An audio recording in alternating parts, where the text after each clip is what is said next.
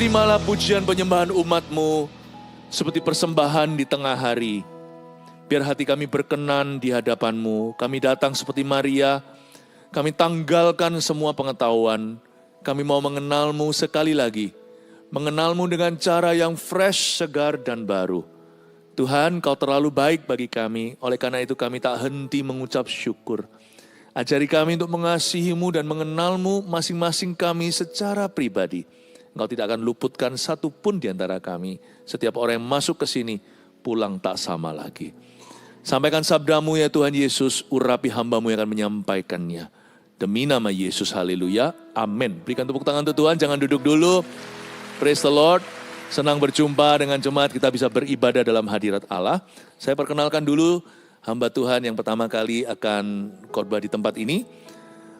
Pastor Tan Yiping adalah senior pastor atau gembala senior.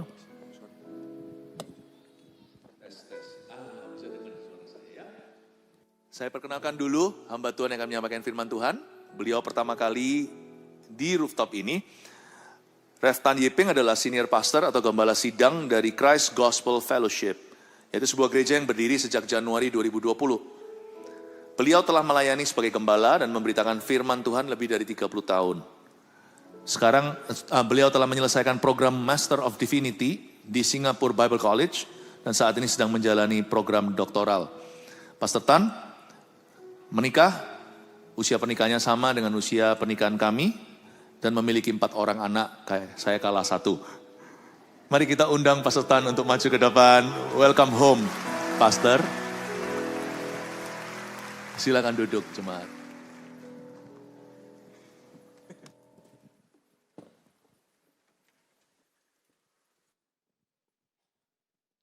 Good morning, brothers and sisters. Selamat pagi para jemaat. Shalom. Amen. Shalom. I just want to thank Pastor Philip and Irene for inviting me to come and share the word of God with you. Saya ingin berterima kasih kepada Pastor Philip dan juga Ibu Irene yang mengundang saya untuk datang ke tempat ini. I don't know, I cannot understand bahasa Indonesia, but I can understand the word anak, which means children. Yes.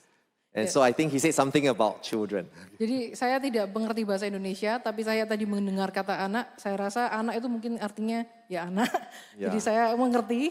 So we were married in 1999. Jadi kami berdua, kami menikah di tahun yang sama, So 99. in 2019, we had the opportunity to renew our marriage vows after married for 20 years. Jadi di tahun 2019 yang kemarin kami juga sempat bersama-sama memperbarui janji pernikahan kami. So I'm just very thankful for this friendship that we have. Jadi saya sangat bersyukur untuk persahabatan yang kami miliki ini.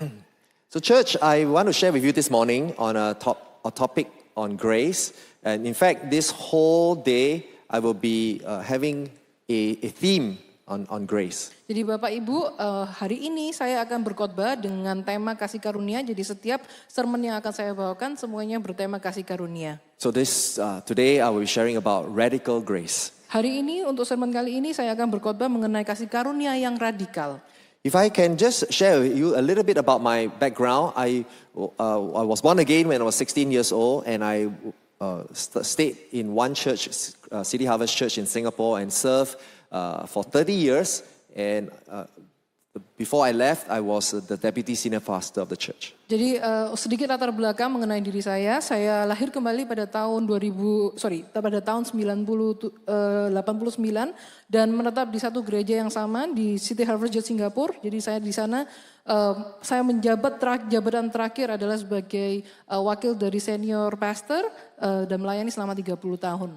And then in January 2020, I started a new beginning by going to a seminary, which our pastor mentioned to you, Singapore Bible College, and I did my Master of Divinity. Di 1 Januari 2020 saya memulai program master saya di Singapore Bible College dan mendapatkan gelar Master of Divinity. And then, so this May, I graduated. Pastor Philip has been inviting me to come to Surabaya to share with you for many years, but I always tell him that I have to finish my studies. So finally, I finished my studies, I have no more excuse, and so I'm here today. Okay. Jadi saya baru saja menyelesaikan Master of Divinity saya. Pastor Philip yang sudah bertahun-tahun mengundang saya untuk datang, tapi karena sekarang saya sudah menyelesaikan program ini sudah tidak ada lagi alasan untuk tidak datang. Okay, so now let's go to the word. Romans chapter 5 verse 1 to 2. It says here that therefore since we have been justified by faith, we are priests with God through our Lord Jesus Christ. Through him we have also obtained access by faith into this grace in which we stand and we rejoice in hope of the glory of God. Mari kita buka sama-sama di kitab Roma pasal 5 ayat 1 sampai 2. Ayat 1, sebab itu kita yang dibenarkan oleh karena iman, kita hidup dalam damai sejahtera dengan Allah oleh karena Tuhan kita, Yesus Kristus. Oleh dia kita juga beroleh jalan masuk oleh iman kepada kasih karunia ini. Di dalam kasih karunia ini kita berdiri dan kita bermegah dalam pengharapan akan menerima kemuliaan Allah. Amen. So it's very familiar passage for us. But my question is, why do I title the message Radical Grace? Why is this grace so radical? Jadi mungkin pasal ini kita cukup familiar, tapi untuk khotbah kali ini saya namakan kasih karunia yang radikal. Jadi apa yang radikal dari kasih karunia Tuhan ini sebenarnya? So I went and checked up what is the meaning of the word radical. Jadi saya pertama-tama saya mencari apa arti dari kata radikal. And it gives me two explanations. One is that a kind of change that affects the fundamental nature of something, a change that is so far-reaching and so thorough and extensive. Jadi untuk arti yang pertama adalah kata radikal ini artinya perubahan atau tindakan yang mempengaruhi sifat dasar dari sesuatu. Perubahan yang jangkauannya jauh atau menyeluruh. And I will be sharing with you today that this grace of Jesus Christ is that thorough and extensive in changing our lives. Jadi saya ingin men-sharingkan kepada Anda bahwa kasih karunia Tuhan itu dan jangkauannya, impact-nya itu benar-benar menyeluruh di dalam kehidupan kita. Another important thing about to be radical, it has to bring about a social change, a thorough, complete social change. Jadi untuk definisi yang kedua dari kata radikal itu harus membawa suatu perubahan sosial yang menyeluruh dan secara total. So to give you an example, for example, what has brought about a real social change in our life is the invention of the printing press. Jadi misalnya saja sesuatu yang membawa perubahan di dalam kehidupan kita secara menyeluruh itu adalah publikasi printing yang tercetak. For example, the invention of the telephone. Jadi misalnya saja bagaimana telepon itu ditemukan. It radically changed our lives. Itu mengubah dengan kehidupan kita secara radikal. The invention of an aeroplane. Atau penemuan dari pesawat terbang. It changed our life, Sudah society. mengubah seluruh masyarakat. The invention of computers. Penemuan dari komputer. And now the new thing, artificial intelligence. Jadi yang sekarang ini adalah penemuan dari artificial intelligence. It will, but the grace of God in that God giving Jesus Christ to us has also radically changed society. Tapi kasih karunia Tuhan dengan memberikan Yesus Kristus kepada kita itu juga telah membawa perubahan secara menyeluruh di dalam kemasyarakatan kita. Why is that so? Bagaimana ini terjadi? Do you know the fact that you and I, being Gentiles, that means non-Jews, that we can be seated here worshiping God, Yahweh, is already a very radical social change. Tahukah Anda bahwa fakta bahwa Anda dan saya dapat berkumpul bersama-sama di sini dan kita ini adalah bangsa non-Yahudi dan kita menyembah Tuhan Allah Yahweh ini, itu adalah suatu perubahan sosial yang begitu radikal. Because this faith that we have was for the Jews. Karena kasih karunia dari iman ini sebenarnya diperuntukkan untuk bangsa Yahudi. But what changed? Tapi apa yang berubah? The death and the resurrection of Jesus Christ. Kematian dan kebangkitan Yesus Kristus itu yang mengubahkan. The fact that you as a man and woman can sit together and worship is already a radical social change. Fakta bahwa kita, pria dan wanita bisa duduk di ruang yang sama dan menyembah Tuhan, itu adalah suatu perubahan sosial yang juga sangat radikal. Because in the olden times, the man sits one side, and you think the woman sits one side. No, the man sits one side on the floor area, and the woman sits in the balcony. Jadi kalau di waktu dulu maka pria akan duduk di satu tempat mungkin di lantai dasar, sementara para wanita akan dipisahkan, mungkin mereka akan duduk di balkon. So, I want to introduce to you this thought about honor and shame culture. Jadi saya ingin juga membahas suatu bahasan mengenai budaya menghormati dan budaya mempermalukan. We are all living in Asia, and we will understand this very well, that we are actually living in a world where the world and human opinion decides who should receive honor. Jadi kita hidup di masyarakat Asia dan kita mungkin dapat mengerti ini dengan baik bahwa pendapat dunia dan pendapat manusia itu menentukan siapa yang layak mendapatkan penghormatan. When you meet a student, you ask, which university are you studying in? Jadi misalnya Anda bertemu dengan seorang mahasiswa, Anda kan bertanya universitas mana yang kamu belajar. So if he or she says, oh, I study in this prestigious university, then you go, whoa. Jadi mungkin kalau dia menjawab, oh saya ada di suatu universitas yang ternama, misalkan Universitas Airlangga, Universitas Indonesia, maka Anda kan, wow luar biasa. Then you ask a grown-up man and you say, which company do you work in? Mungkin Anda juga bertanya kepada seseorang, Anda kerja di perusahaan mana? Or they say, oh, I work in Apple Computer. Jadi mungkin dia menjawab, oh saya bekerja di Apple, perusahaan Apple. You go like, whoa. Dan Anda bilang, wah luar biasa. And then when he says, oh no, I'm just a salesperson in Apple. Tapi kalau kemudian dia melanjutkan, oh saya hanya sales di perusahaan Apple ini. And then immediately, oh. Dan mungkin Anda kan, oh oke. You give honor based on a person's education, based on the company he works in.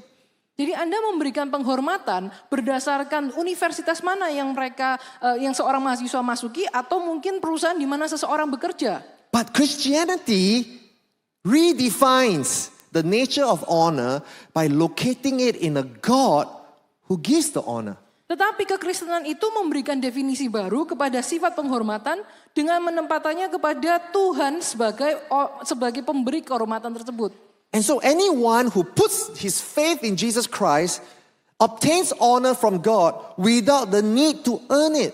Jadi orang yang beriman kepada Yesus memperoleh kehormatan ini tanpa perlu melakukan apapun juga.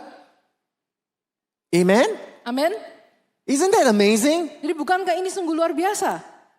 So there is neither male nor female, Jews or Gentiles, slaves or free, for all of us are one in Christ Jesus. Jadi di dalam Kristus itu tidak dibedakan antara pria dan wanita, bangsa Yahudi atau non-Yahudi, apakah budak atau orang bebas, karena kita semua satu di dalam Kristus. Yeah, and so there was this Bible scholar who went to investigate the first century Mediterranean culture, and he wrote a book called Paul and the Power of Grace. Jadi ada seorang penulis rohani, seorang teologian, dia menuliskan sebuah buku mengenai kasih karunia yang berjudul Paulus dan Kuasa Kasih Karunia. And then he says this, John Barclay says that the thing that amazes Paul when it comes to God's radical grace, in particular the gift of Jesus Christ, is that it is given without regard. Kemudian penulis ini, John Barclay, mengatakan bahwa hal yang dikagumi Paulus tentang kasih karunia Allah yang radikal adalah bahwa Kristus, karunia Allah itu diberikan tanpa pamrih. In other words, it's given without paying attention to the worth of the recipient. Jadi dengan kata lain, kasih karunia itu diberikan tanpa memandang kelayakan penerimanya. So normally in the ancient world, when a person gives gift, he gives a gift to create relationship. Jadi di zaman dulu biasanya orang memberikan hadiah itu karena ingin membangun suatu hubungan dengan orang yang diberi hadiahnya. And if this is the function of gift, people are very careful how they give the gift, and they give gifts discriminately because it depends on your social standing, so they give the gift that must be appropriate to your standing. Jadi karena hadiah ini memiliki fungsi tertentu untuk membangun hubungan tersebut, maka orang yang memberikan hadiah itu akan sangat berhati-hati apa yang diberikan dan juga akan memandang sosial status Anda sebelum memberikan hadiah tersebut. But let's go back now to Romans chapter 5 and see what Paul says. He says in verse 6 to 8. Mari kita kembali ke Roma pasal 5 ayat 6 sampai 8. Kita dengar apa yang Paulus katakan mengenai kasih karunia ini. That while we were still weak, at the right time Christ died for the ungodly. While we were sinners, Christ died for us. Jadi dikatakan di ayat ke-6, karena waktu kita masih lemah, Kristus telah mati untuk kita, orang-orang durhaka pada waktu yang ditentukan oleh Allah. You see, Christ or God gave Jesus Christ to us not when we are worthy. Jadi Tuhan memberikan Kristus kepada kita bukan pada waktu kita ini dianggap layak.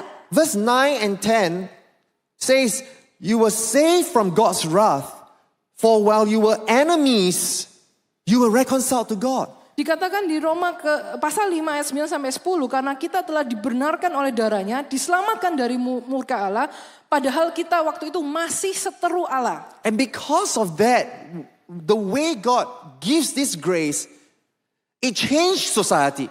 Dan karena cara Allah memberikan kasih karunia itu dengan tanpa melihat kelayakannya, maka itu mengubahkan seluruh masyarakat ini. And the change was from 2,000 years ago all the way till now, and it is still continuing this change. Dan perubahan ini kita rasakan mulai dari 2000 tahun lalu hingga sekarang dan sampai waktu-waktu yang akan depan nanti. It is far-reaching. Dan itu akan sampai menyeluruh sangat It jauh. is deep and thorough. Dan masuk sampai ke dalam, sampai ke akarnya. That's why it's so radical. Maka ini kenapa kasih karunia itu sangat begitu radikal. So let's look at an example in the Mari Bible. kita lihat sebuah contoh dari Alkitab. How Jesus removed Peter's shame Bagaimana Yesus menghapus rasa malu Petrus. and restore him to honor. Dan kemudian mengembalikan kehormatannya. I put these two pictures up there.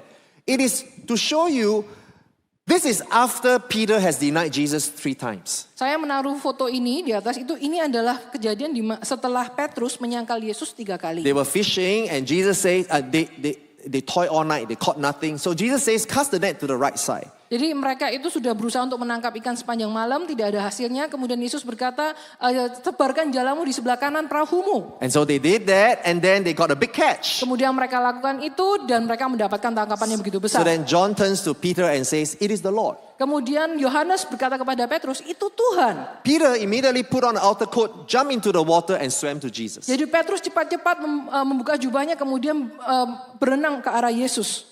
And then at the fireplace, Jesus was preparing breakfast for them. Jadi Tuhan Yesus membuat api kemudian menyiapkan makan pagi untuk mereka.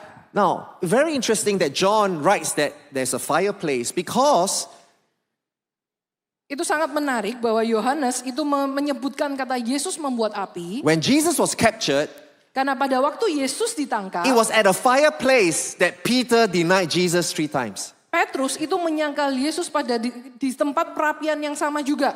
So Jesus is recreating the scene and Jadi- then asking Peter in this place 3 times, do you love me? Jadi Yesus itu mereka kembali kejadian tersebut, tapi di depan perapian itu Yesus bertanya kepada Petrus 3 kali, apakah engkau mengasihi aku? Do you see how Jesus is always wanting to save us from our shame and bring us to the place of honor before Him? Bisakah Anda melihat bahwa Yesus itu sangat ingin mengambil kita dari tempat di mana kita merasakan rasa malu yang begitu dalam dan kemudian memulihkan kehormatan kita. But one more thing that's very interesting for me. Tapi ada satu hal lagi yang menurut saya yang sangat menarik. You know this thing that Jesus says, cast the net to the right side. Tahukah Anda pada waktu Yesus berkata, sebarkan jalamu ke sebelah kanan. This is not the first time. The first time was at the beginning of the gospel. Tahukah Anda bahwa itu bukan yang pertama kali Yesus berkata seperti demikian. Yang pertama kali adalah pada waktu di awal Injil Yohanes. At that time, after Peter told Jesus, who are you? We are fishermen, we have toiled all night. Who are you to tell us to cast to the right side? But nevertheless, at your word, I'll do it. Jadi pada waktu itu Yesus berkata demikian, kemudian Petrus menjawab, kami ini penjala ikan sementara engkau ini siapa? Tapi karena kami menghormati engkau, baiklah akan kami sebarkan jala tersebut. And when they really got a big catch, Dan pada waktu mereka mendapatkan tangkapan besar itu, the Bible says Peter knelt down and told the Lord, depart from me because I'm a sinful man. Alkitab berkata bahwa Petrus berlutut kemudian berkata, Yesus tinggalkan aku karena aku ini orang berdosa. So my question is, at this time, at the end of the gospel, was Peter a more sinful man than when he was at the beginning of the gospel? Jadi pertanyaan saya pada waktu di akhir Injil Yohanes ini, apakah Petrus orang yang lebih bersalah, orang yang lebih berdosa dibandingkan di awal dari Injil tersebut? He has just denied Jesus 3 times. He should technically be more sinful. Karena dia baru saja menyangkal Yesus 3 kali, jadi sebenarnya dia mungkin lebih berdosa daripada sebelumnya. But why did he have the courage to jump into the water and swim to Jesus? Tapi mengapa dia memiliki keberanian untuk masuk ke dalam air berenang dan mendapati Yesus? There must be something that happened during that 3 years of spending time with Jesus for Peter to know that Jesus is not a Christ or a Messiah that judges them for their failure. Dan saya yakin bahwa dalam waktu 3 tahun itu ada sesuatu hal yang terjadi yang meyakinkan Petrus bahwa Yesus itu bukan Mesias yang akan menghakimi dia untuk untuk dosa atau kesalahan yang dia lakukan. So, there's one scene that the Bible says, when Peter denied Jesus 3 times, Jesus looked at him and then Peter went away weeping bitterly. Jadi ada satu kejadian di Alkitab yang ditulis bahwa setelah Petrus menyangkal, Yesus memandang kepada Petrus, kemudian Petrus menangis dan meninggalkan tempat tersebut. My question is, what is that look? Jadi pertanyaan saya, pandangan seperti apa yang Yesus pandang Petrus itu? Was it a look of disgust? Apakah itu pandangan, kamu menjijikkan? I knew it. Saya tahu. I told you, you will deny me. Saya sudah tahu, saya sudah kasih tahu kamu pasti akan menyangkal saya. If it was so judgmental, I don't think Peter will dare to swim to Jesus. Apabila itu adalah pandangan yang menghakimi, saya yakin Petrus tidak akan berenang mencari Yesus. It must be a look of compassion and grace. Pasti pandangan itu penuh dengan belas kasihan dan penuh dengan kasih karunia. A look of Peter, it's okay, I love you. Mungkin pandangan itu berkata, Petrus, gak apa-apa, aku masih mengasihimu, tetap mengasihimu. It has to happen like this. Itu pasti seperti itu terjadinya. I have to die for you. Aku harus mati untukmu. One more. Paul. Ada satu lagi contoh untuk Paulus. Earlier I shared about Peter who is an apostle to the Jews. Now I share about Paul who is an apostle to the Gentiles. Jadi Petrus itu adalah seorang yang dikirim kepada bangsa Yahudi. Sementara Paulus itu melayani bangsa non-Yahudi. In 1 Timothy 1:13 says, Paul says, I was a blasphemer, persecutor, and insolent opponent. Dikatakan di 1 Timotius 1 ayat 13, aku tadinya seorang penghujat dan seorang penganiaya dan seorang ganas. Oh, so they use that the other side. Verse 14 says, but the grace of our Lord overflowed for me with the faith and love that is in Christ Jesus. Di ayat ke-14 dikatakan kasih karunia Tuhan kita itu telah dikaruniakan dengan limpahnya kepadaku dengan iman dan kasih dalam Kristus Yesus. Paul was called to the ministry not because he was such a worthy person. Paulus dipanggil untuk melayani Tuhan bukan karena dia seorang yang layak. He was a blasphemer. Dia itu seorang penghujat.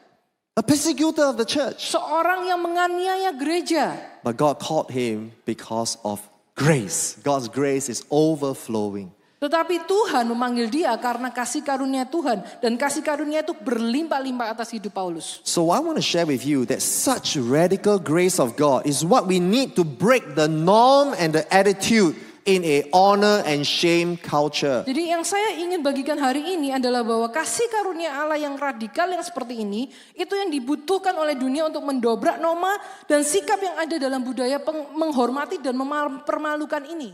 Amen. Amen.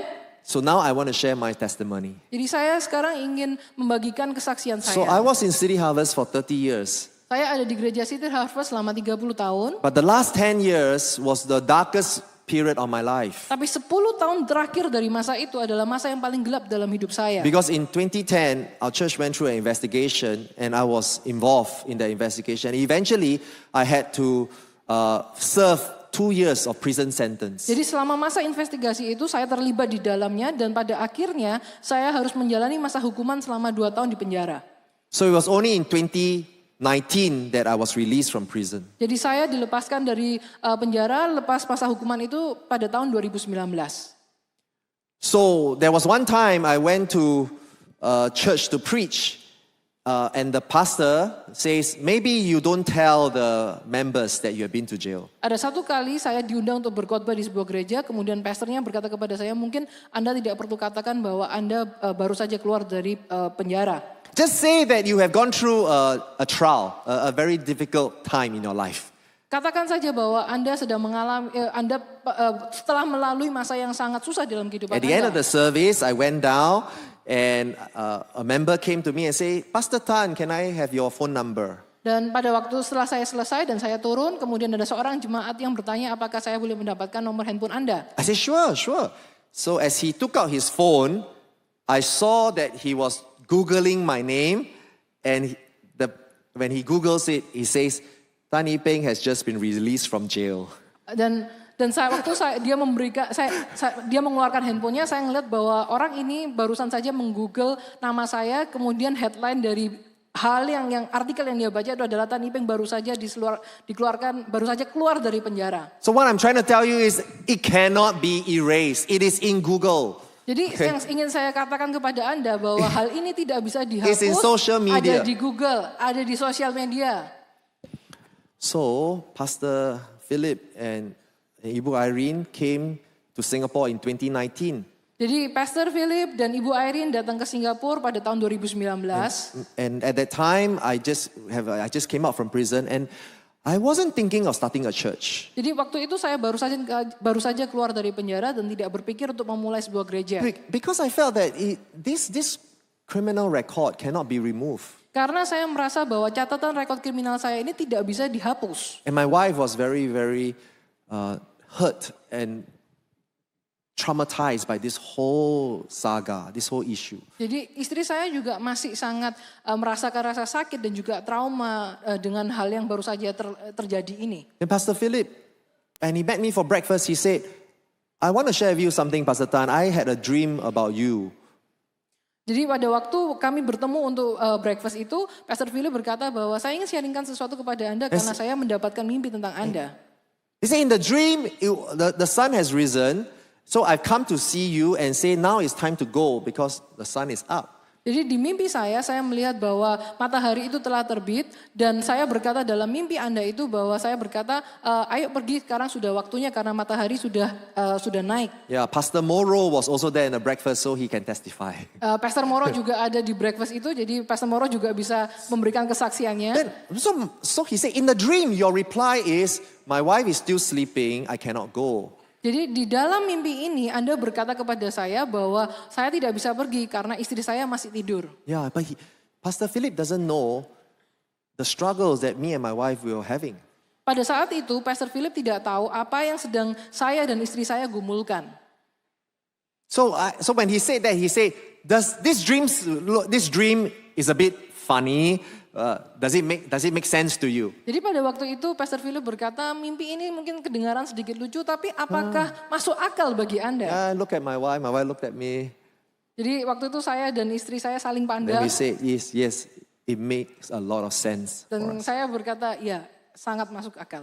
And because there was already a group of people that is asking me to start a church after I came out of prison. Jadi karena pada waktu itu ada satu kelompok orang yang mencari saya yang berkata mungkin kita bisa mulai sebuah gereja lagi. So after that meeting, I gathered the people together and I said, what are you going to do? If you're going to start a church, then you have to know that your relatives, your family, your friends, when they come to church, they are going to ask you, why are you following someone who has been to jail before? Jadi setelah meeting itu saya kumpulkan orang-orang ini dan saya akan bertanya, apa yang akan kau lakukan? Karena pada waktu Anda menghadiri gereja bersama dengan saya, teman Anda, relatif Anda, saudara Anda akan bertanya, mengapa kamu ke gereja ini dan mengikuti seorang pastor seperti saya? So they say, no, Pastor, because we have seen, you have already paid your price, right? And then we also see the change in your life, the repentance. So we are okay, we are ready.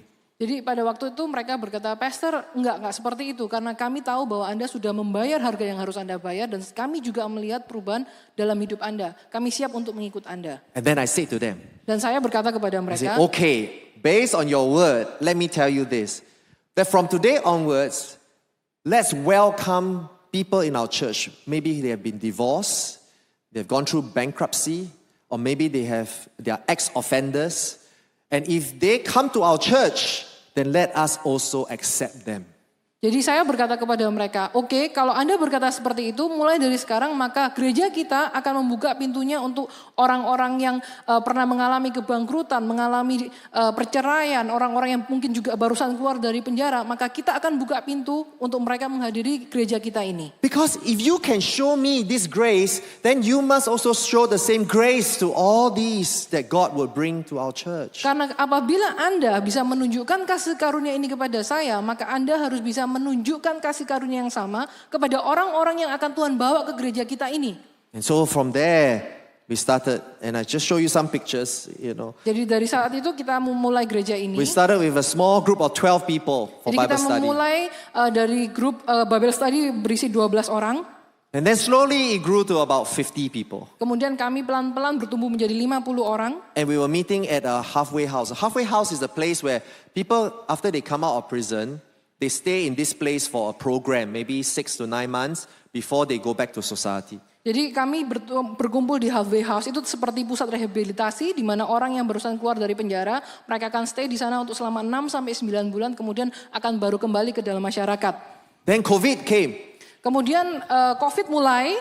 Singapore government says you want to meet, you need to have 1 meter distancing. Jadi pemerintah Singapura berkata kalau Anda ingin beribadah maka jarak satu sama lain harus paling tidak 1 So meter. we outgrew the place, we went to another church. Jadi kami kami bertumbuh memenuhi tempat itu dan akhirnya kami pindah ke tempat the next lain. picture will show, the next picture you will see, pictures of people wearing masks. I don't know if you can put on the side, you can see clearer. Jadi Anda bisa melihat di mana kami semua harus memakai masker pada saat beribadah. Social distancing. Dan kami juga melakukan social distancing. And then in 2021, that's where we started our Chinese church. Di sana tahun 2021 kami juga memulai ibadah kami dalam bahasa Mandarin. Then we started our children's ministry. Dan kami juga mulai melakukan pelayanan anak. And then after COVID, we started in year 2022, last year, we started our youth church, youth Dan ministry. tahun lalu, tahun 2022 kami memulai pelayanan anak muda kami.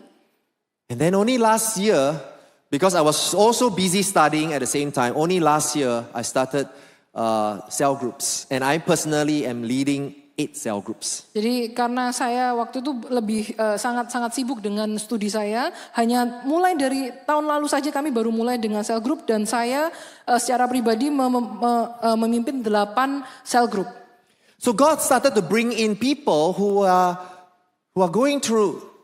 They have been they are either struggling to in a court trial, waiting to go to jail, or they have already been to jail, so they are now coming back to church, they're coming to God. Jadi Tuhan mengirim kepada kami orang-orang yang mungkin sedang dalam masa peradilan dan mereka mungkin akan masuk ke penjara setelahnya, atau orang yang barusan keluar dari penjara dan mereka itu kembali kepada Tuhan, kembali ke gereja. We are starting to see people who are backslidden and they're now coming back to God. Dan kami juga melihat orang-orang yang sebelumnya mundur dari Tuhan, mereka mulai kembali ke Tuhan dan kembali ke gereja. You know, leaders previously, because of the trial that we have, they got so hurt by God.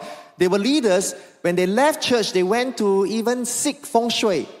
Ada beberapa pemimpin-pemimpin yang pada waktu investigasi itu terjadi, mereka sangat tersakiti, bahkan mereka tuh sampai mencari petunjuk feng shui.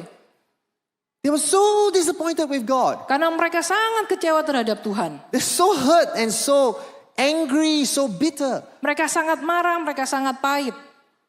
But when our church started, we started to receive and encourage and accept them and say, come back to God. Dan jadi pada waktu kami memulai gereja ini, maka kami mulai mengundang mereka dan berkata, mari kembali ke Tuhan, kembali ke gereja. As we teach the word of God, they begin to get healed. Dan pada waktu kami mulai mengabarkan Injil, mengajarkan firman Tuhan, mereka mulai dipulihkan oleh Tuhan.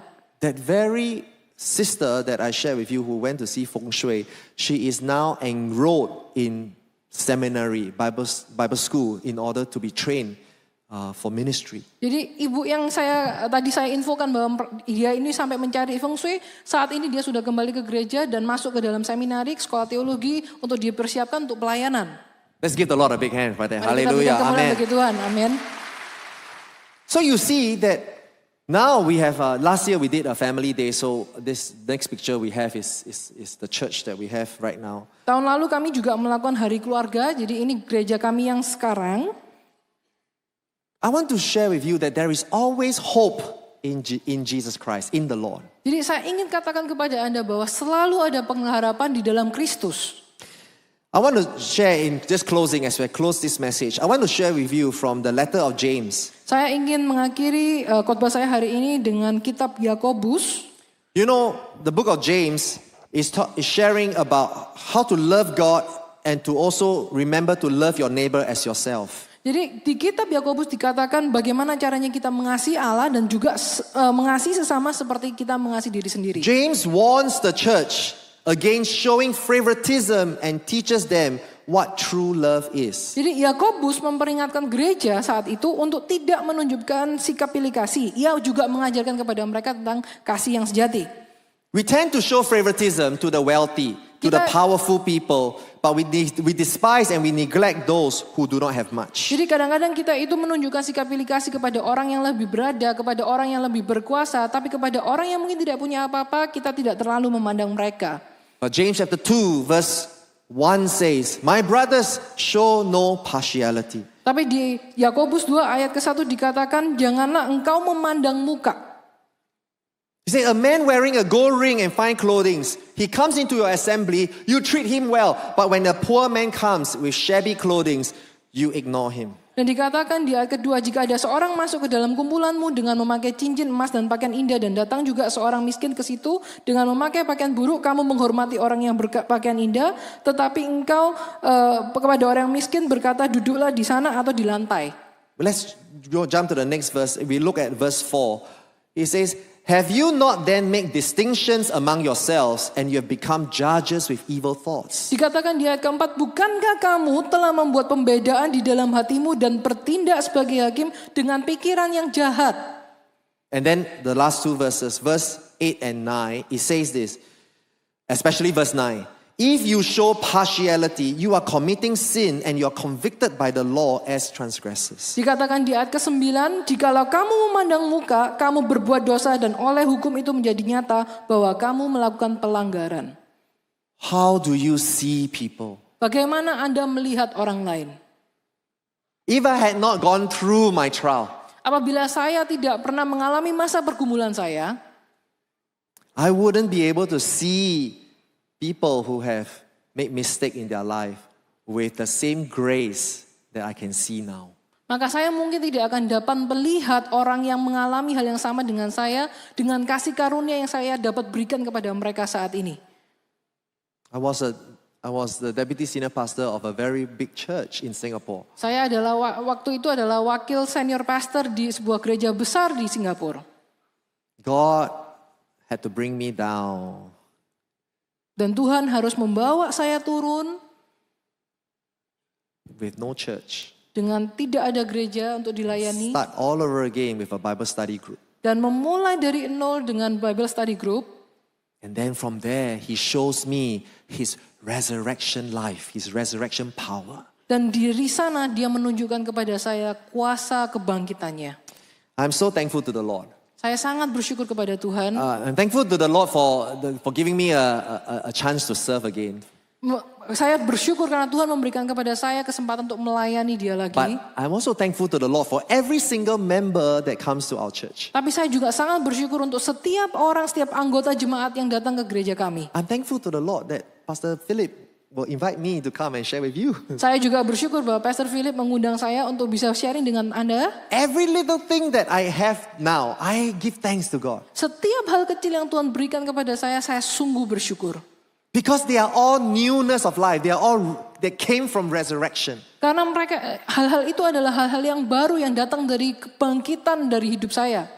Amen. Amin. You know, then James continued to say, and he showed them how they should show true love. That true love really comes out of faith. Dan Yakobus juga kemudian mengajarkan bagaimana kasih itu harus keluar dari iman yang sejati. He says in verse 15, if a brother or sister is poorly clothed and lacking in daily food. Verse 15, you have no. Di ayat ke-15 dikatakan jika seorang saudara atau saudari tidak mempunyai pakaian dan kekurangan makanan sehari-hari. And one of you, verse 16 says, go in peace, be warm and filled, without giving them the things needed for the body. What good is that? Dan seorang dari antara kamu berkata, selamat jalan, kenakanlah kain panas dan makanlah sampai kenyang. Tetapi ia tidak memberikan kepadanya apa yang perlu bagi tubuhnya. Apakah gunanya itu?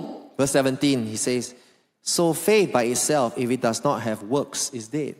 Jadi ayat 17 dikatakan demikian juga halnya dengan iman. Jika iman itu tidak disertai perbuatan, maka iman itu pada hakikatnya adalah mati. You cannot say to the person who has nothing, go in peace. Anda God tidak, is with you. Anda tidak bisa berkata kepada orang yang tidak punya apa-apa, pergilah dengan damai, Tuhan berserta dengan Anda. Use what God has given to you to serve them. Gunakan apa yang Tuhan telah berikan kepada Anda untuk melayani mereka.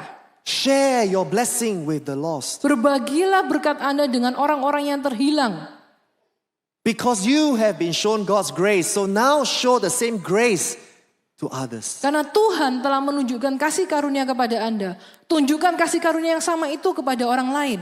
Genuine faith, church, always results in practical love shown to one's neighbor. Jadi iman yang sejati itu akan selalu dapat ditunjukkan melalui perbuatan yang real kepada sesama kita. So in conclusion, I have 3 points just to wrap up the message. The first is that in Christ we are restored to the glory of God. Jadi ada 3 poin untuk kesimpulan saya. Poin yang pertama, dalam Kristus kita dipulihkan dalam kemuliaan Allah. In other words, God will bring us from shame and bring us to glory. Dengan kata lain bahwa Tuhan akan mengambil kita dari kemaluan kita dan kemudian membawa kita kepada kemuliaan. He did that for Peter, for Paul. Dia melakukan hal tersebut untuk Petrus, untuk Paulus. God saved me from shame, Dan Tuhan juga menyelamatkan saya dari rasa malu itu. and God will do the same for you. Dan Tuhan akan melakukan hal yang sama itu untuk Anda. Number 2, Yang kedua, like Christ, we can honor one another without paying attention to the worth of the recipient. kita seperti Kristus kita dapat menghormati satu sama lain tanpa memandang kelayakan diri dari penerimanya itu. And number 3, Dan yang ketiga, as a disciple of Christ, true faith is shown through practical love that you will show to one's neighbor. sebagai murid Kristus iman sejati ditunjukkan melalui kasih nyata kepada sesama kita. Let me share with you something about what my wife told me. Saya ingin membagikan kepada Anda apa yang istri saya katakan kepada saya. While I was in prison, Pada waktu saya ada di dalam penjara, Pastor Philip and Irene came all the way to Singapore to meet my wife. Pastor Philip dan Ibu Irene datang ke Singapura untuk menemui istri saya. I think especially Pastor Philip together with another sister from China, they came just to meet my wife to pray with her. Jadi waktu itu Pastor Philip dengan seseorang yang dari China datang dan untuk berdoa bagi istri saya. While I was in prison, Pada waktu itu saya ada di dalam penjara. they demonstrated true love. Mereka menunjukkan kasih yang sejati. Do you know that just by being with someone, just to pray with them, journey with them through their trial, is such encouragement that till today, my wife cannot forget what Pastor Philip had done. Tahukah Anda bahwa pada waktu seseorang mengalami kesulitan, ada bersama dengan mereka dan melakukan berjalan bersama dengan mereka, itu adalah sesuatu hal yang sangat berharga. Bahkan hingga hari ini istri saya tidak dapat melupakan itu. We thank God that God has blessed you with this beautiful place. Kami sangat bersyukur bahwa Tuhan telah memberkati Anda dengan bangunan yang begitu luar biasa ini. But there's so many more people out there who also need to experience this love of God. Tapi Amen. ada begitu banyak orang di luar sana yang membutuhkan untuk mengalami kasih Kristus yang ada di tempat ini. And we Amin. need to invite them. We need to get them to come. Dan kita perlu untuk mengundang mereka. Mereka perlu datang ke tempat ini. Let's fill up this whole place. Mari kita penuhi seluruh tempat ini. So I end off by telling you our prayer is that let us demonstrate God's radical grace to the world. Jadi saya ingin mengakhiri khotbah saya hari ini dengan berkata, mari kita berdoa sama-sama untuk menunjukkan kasih karunia yang radikal itu kepada orang-orang. Amen. Amin. Amen. Let's give the Lord a big hand. Mari kita Amen. berikan kemuliaan bagi Tuhan.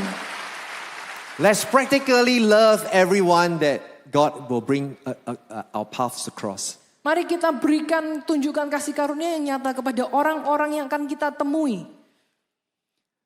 So I do not know how what God will do for our church, Jadi saya tidak tahu apa yang akan Tuhan lakukan untuk gereja kami. but I made a prayer to God. Tapi saya berdoa kepada Tuhan. I say a good shepherd leaves the 99 for the one that is lost. Saya berkata bahwa Tuhan berkata seorang gembala yang baik akan meninggalkan 99 domba untuk mencari satu domba yang terhilang. And so every time a member in my congregation tells me that Pastor, my friend is no longer going to church, he's a bit backslidden, I say I want to meet him.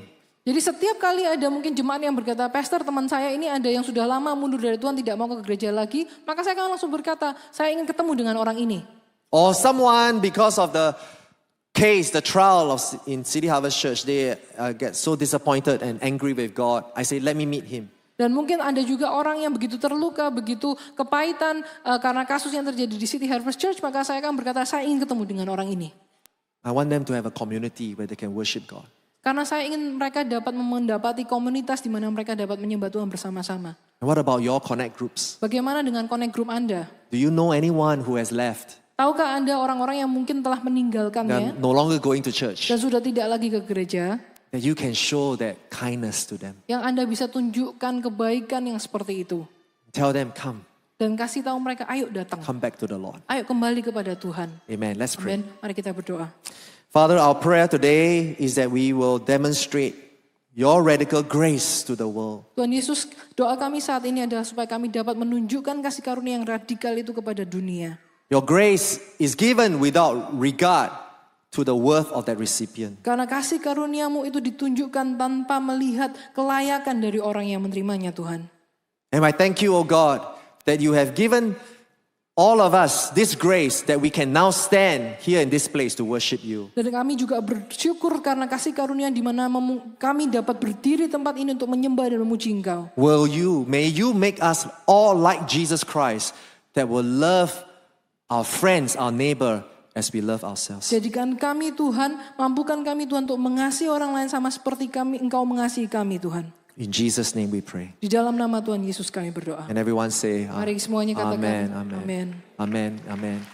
I want the singers to sing the first worship song. Saya minta tim resolusi bisa Because as I was menyanyikan lagu just pertama. worshiping with you, I also sense that there may be some of us here in this place who are struggling with shame. Karena saya merasakan pada waktu saya menyembah, mungkin ada beberapa orang di sini yang sedang bergumul dengan rasa malu tersebut.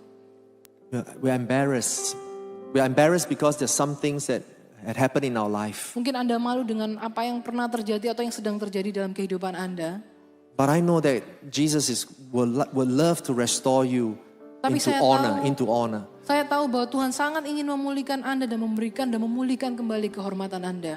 This is how Jesus is. Karena Yesus itu seperti ini. When he looks at you, Pada waktu Yesus melihat Anda, it's not condemnation. I knew you will fail me. bukan pendakwaan, bukan penghakiman, saya tahu kamu pasti gagal seperti itu. But it's compassion. Tapi pandangan itu adalah pandangan kasih sayang dan belas kasihan. It's okay. It's all right. Itu nggak apa-apa. I love you. Aku mengasihimu. I have died for you. Aku telah mati untukmu. Now return to me. Ayo sekarang kembali kepadaku. So I feel that my life was, God interrupted in my life. Saya merasa bahwa Tuhan itu menginterupsi hidup saya. I felt that it's like almost every hope is lost. Saya merasa bahwa semua pengharapan itu sepertinya telah hilang. But then Jesus came and picked me up. Tapi Yesus datang dan kemudian mengangkat saya kembali. And so now I say, if God, you have saved me from death, then I must give my whole life to serve you. Dan saya berkata sekarang, Tuhan kalau Engkau telah menolong saya dari kematian, maka saya harus berikan seluruh hidup saya untuk melayanimu. Will you respond to the Lord today? Apakah Anda mau berespon kepada Tuhan Amin. saat ini? Amin. Kau Tuhan yang selamatkanku. Terima kasih Yesus. Mari kita bangkit berdiri bersama-sama. Kau Tuhan yang pulihkanku. Terima kasih.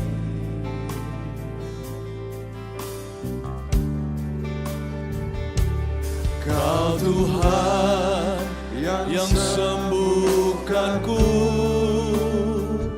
Terima kasih. Kau Tuhan memberkatiku. Terima kasih. Segala pujian dan syukur hanya bagimu, Yesus. Dengan apakah ku balas kasih-Mu? Segala hormat kemuliaan hanya layak bagimu.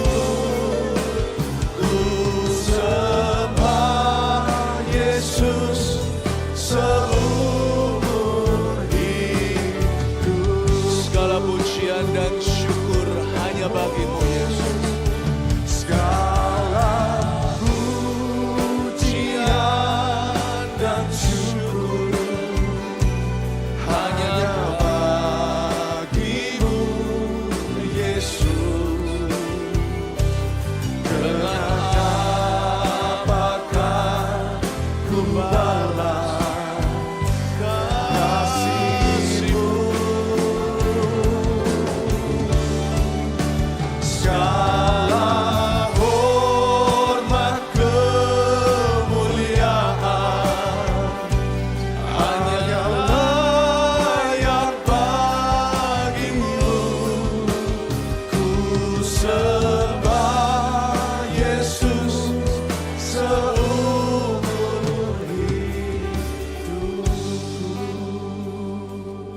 Gereja itu bukan rumah sakit.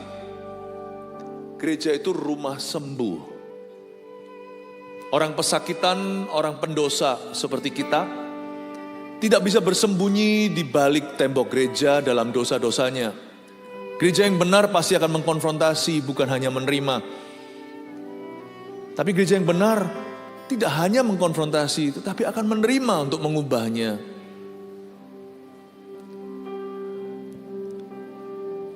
Kita ini kan cuma hamba Tuhan, demikian juga Pastor Tan. Kita semua hanyalah servants. Hari itu, kalau saya tidak diingatkan, saya sendiri sudah lupa. Saya disuruh Tuhan pergi untuk menyampaikan mimpi.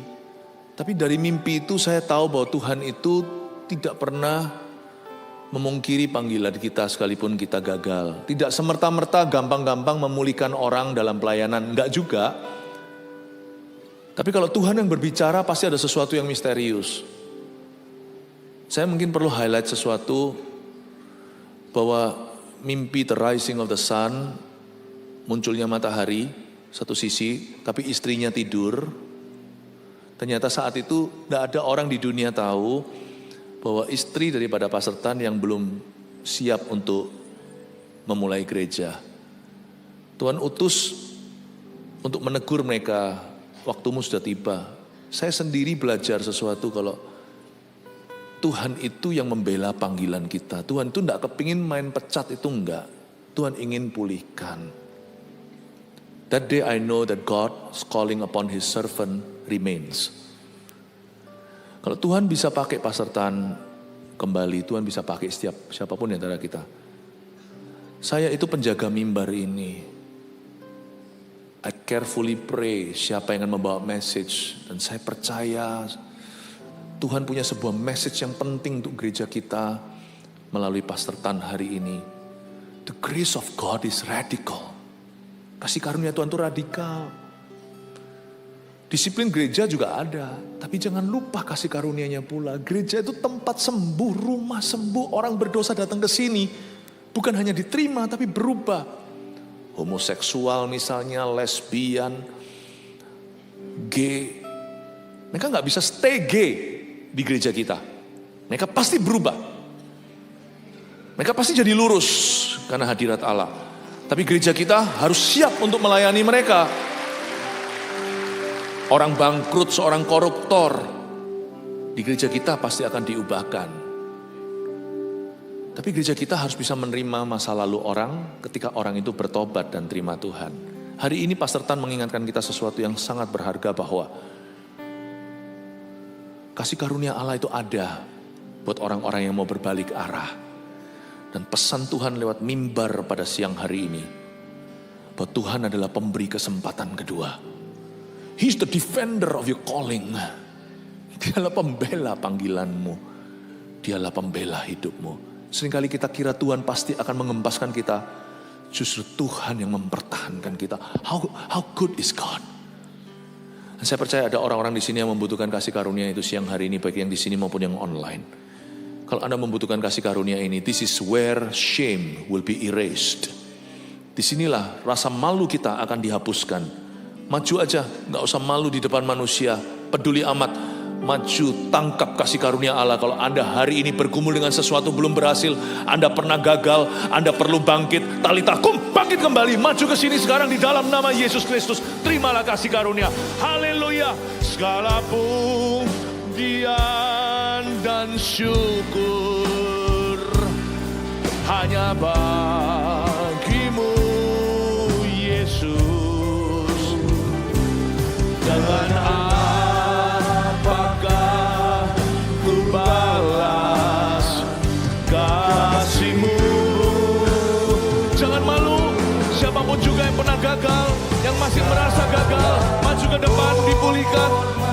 Segala hormat kemuliaan hanya layak bagimu. Ku sembah Yesus seumur hidupku. Segala pujian, segala pujian dan syukur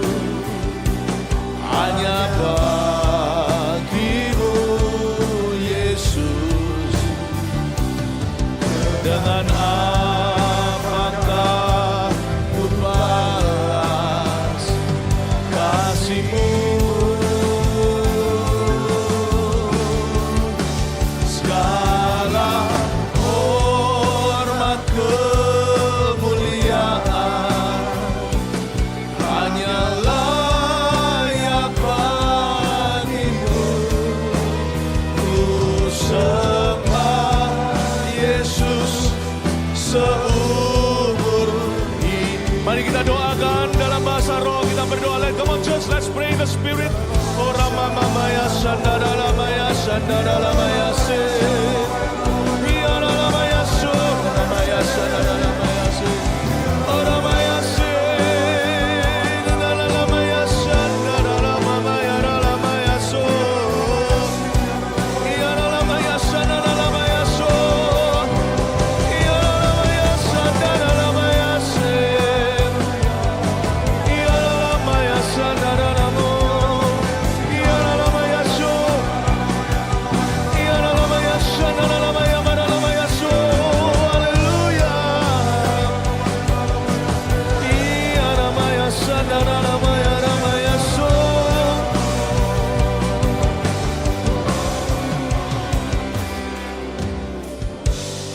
Tolong uji setiap nubuatan, saya mending taat saja.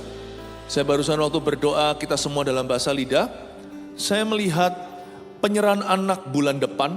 Bulan ini ada bulan depan ya, ada penyerahan anak. Saya melihat ada anak cowok 14 tahun yang diserahkan, umur 14. Ada satu orang, satu pasang suami istri, saya nggak tahu apakah Anda di sini atau lagi online. Anak Anda ini, Anda tahu positif hamil sebelum Anda dinikahkan. Tapi nikahnya di tahun yang sama, jadi nggak kelihatan baru berapa bulan anak ini. Dan Anda selalu tertuduh dan anak Anda ini nakal sekali seperti berandalan. Dan Anda selalu ada tuduhan di hati, ini karena wedlock, ini karena di luar pernikahan. Dan tidak ada orang yang tahu, keluarga pun mungkin tidak tahu, mungkin bersamaan tahu positifnya, lalu setelah itu menikah. Orang tidak pernah mengenali apa yang terjadi. Saya tidak tahu orangnya ada di mana, tapi Roh Kudus tadi tunjukkan jelas pada saya, penyerahan anak Anda harus serahkan. Jangan berkata, ya sudahlah, udah lalu, tidak bisa. Dan memang ada kutuknya, kutuk dipatahkan dalam nama Yesus. Anak Anda tidak akan berandalan, anak Anda akan menjadi orang yang dipulihkan. Sebab Tuhan tidak pernah melihat ke belakang untuk menuduhmu, tapi untuk memulihkan jalan depanmu khususnya untuk anakmu. Saya tidak tahu orangnya ada di sini enggak. Pejamkan mata aja sebentar, semua tangan turun. Kalau ada cuman angkat aja tangannya, mungkin Anda malu untuk mengakui. Anaknya umur 14 laki-laki, penyerahan anak nanti tolong daftarkan, nanti saya serahkan dalam dua nama Yesus Kristus anak ini. Mana orangnya? Kalau ada angkat tanganmu di tempat. Anaknya umur 14 tahun yang lalu, hamil di luar nikah, pas di bulan-bulan pernikahan itu sebelumnya. Ada orangnya? Jangan malu please, ini waktunya Anda mengalami kutuk yang dibatalkan. Saya tahu Roh Kudus tidak akan salah. Kalau orangnya di sini, saya tahu dia ada di sini. Atau mungkin lagi online, saya tidak tahu. Kalau itu Anda, mari kita sama-sama jemaat sambil pejamkan mata kita berdoa. Aku patahkan di dalam nama Yesus Kristus kutuk keturunan dan apa yang dari masa lalu 14 tahun yang lalu aku patahkan dalam nama Yesus. Aku deklarasikan kesembuhan dari Tuhan, pemulihan, pengampunan dari Roh Kudus di dalam nama Yesus untuk anak ini dan untuk keluarganya. Hamba berdoa Engkau berikan keberanian untuk pasangan ini mengakui pada gereja, supaya mereka sungguh-sungguh bisa dibimbing dalam takut akan Tuhan. Terima kasih Bapa di sorga, di dalam nama Yesus. Mari ulurkan tangan ke depan untuk Bapak Ibu yang ada di depan sini. Apapun pergumulan, bahkan kegagalan, hamba berdoa di dalam nama Yesus, gereja ini akan menyertai. Kami restui jalan kemenangan, bahwa segala sesuatu dapat diubahkan oleh Tuhan. Terimalah anugerah kasih karunia yang radikal. Entah nanti apa yang Anda alami, Tuhan yang paling tahu. Tapi sekarang kami bersama-sama sebagai gereja iman nih, agar perjalananmu penuh dengan rencana Roh Kudus. Dalam nama Yesus Kristus, di gereja ini ada urapan. Di dalam hadirat Allah kami semua diubah dari kemuliaan pada kemuliaan. Be blessed in Jesus name. Diberkatilah dalam nama Yesus. Haleluya. Amin. Kasih tepuk tangan untuk mereka. Silakan kembali ke tempat duduknya. Terpujilah namamu, Tuhan Yesus.